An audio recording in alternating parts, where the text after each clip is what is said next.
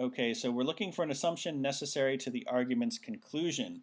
The conclusion is, therefore, those people who follow the dietary standards based on that knowledge will be able to completely avoid the particular group of illnesses at issue. When you get a conclusion like that, that's something that uses completely, always, never, very absolute terms, the assumption very often is related to that always, never, completely idea. That knowledge that's referred to is that if they can identify the dietary pitfalls that lead to a particular group of illnesses, and then if researchers can figure out which foods can lead to health problems and which ones prevent them, if you follow these dietary restrictions, you will completely avoid a certain set of illnesses.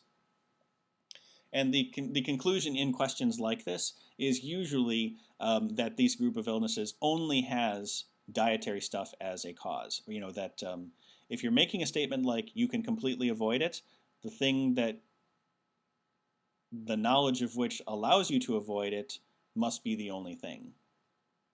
I say this because there's more than one question that forms along this type of structure.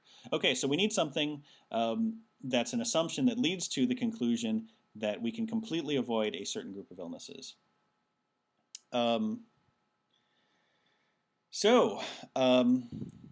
Choice A, only one dietary strategy can effectively counteract each of the particular group of illnesses. So there's nothing that says you can only do one thing for each of the groups of illnesses. In fact, the passage is kind of the opposite. It says if you follow these general dietary standards, once they have it all figured out, you'll completely avoid things. So rather than doing a one-to-one ratio, this is not part of the argument. B, eventually medicine will be almost entirely based on nutrition strategies. This is not an assumption in the passage. The passage is only about a particular group of illnesses that have dietary causes, not that you can avoid all stuff based on diet. So it's not B. Choice C, each member of the particular group of illnesses is caused solely by dietary factors. So this one is really along the lines of what we were looking for.